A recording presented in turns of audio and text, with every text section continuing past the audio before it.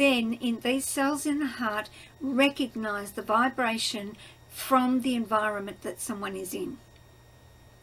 It's registered, but due to the training that most of us live by, because we believe it's a truth, and that is that everything that we feel, think, and the emotions we experience are ours personally. So any emotion that I feel, any thought that goes through my head, any pain in my body, we have been programmed, we have been led to believe that that belongs to me. And that's where the mistake is. That's where the differentiation needs to start happening. We have now got a proof, scientific proof, that there is a place in the physical body that registers the vibrations, the frequency around us.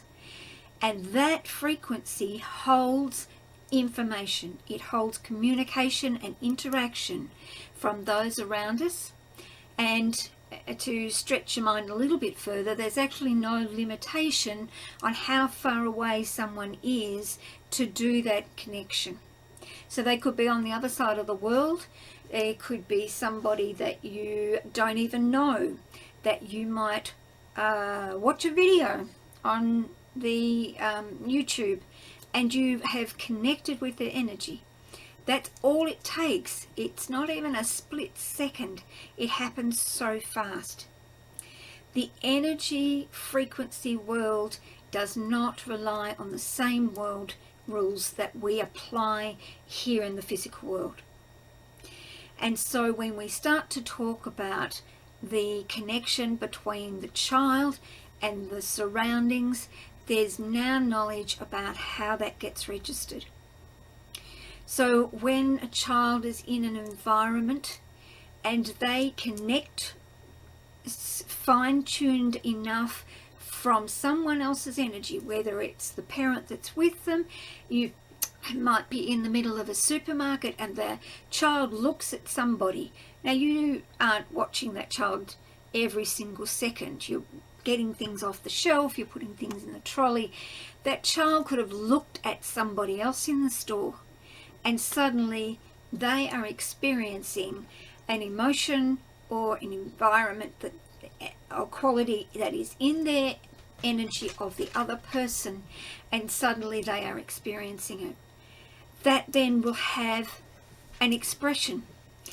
Sometimes nothing. You don't notice it. The child experiences it, but it really doesn't change what the child is doing or how they're interacting. Other times you might find suddenly your child is going into meltdown. They are distraught. They can't tell you what's going on.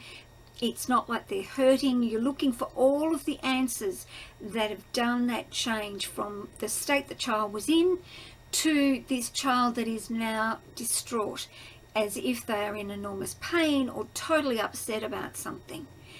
And the logic isn't there to match. You're left wondering what the heck happened and how can you fix it. You're consoling them, you're having them feel safe, you're telling them everything is all right, you can't find a wound on their body. So what is it? They can't express it. They don't know. Something hit them like a tram and suddenly they're feeling different. They can't tell you what happened because they don't necessarily know. The problem is, nor do you. Because we have never been taught this information. We have never been taught to suddenly look around and suss out for ourselves, you know, is there somebody I can look at and suddenly feel really upset? And they might be in grief. They might have had an argument with somebody. They might be totally broke and stressed about how they're going to pay the bill at the end when they get to the checkout, and that's upsetting. Like, we as adults don't have those tools and skills for ourselves to then teach the child, or at least to recognize where it's come from and soothe the child in a way that's educational, that explains to them what happened, and then for them to be able to find a place of peace again and centered. We as adults need to learn those tools. We need to master the skills so that we can have the awareness. We are actually functioning in two worlds, if you like, the world of the physical where there is communication, and the world where it's all vibrational information that we're receiving. And we merge the two to live a more productive, positive experience for everybody. That's just one side of the coin. The second, which I'll do in another video, is about the impact of that experience when it's an unknowing thing. When you're living the life as a blind, unknowing casualty, just living through and trying to understand the impact of it. The second part of it is when they have the experience, they own it as their own, and then they internalize it and make decisions for themselves that become part of their automatic programming to live their life from, producing results in the future. I hope you've enjoyed this video. I hope it's been educational, beneficial, insightful. Leave your comments below, inbox me, share the page. Please interact. If you have further questions on it or you want to know how to apply it to your life, then reach out and make contact with me.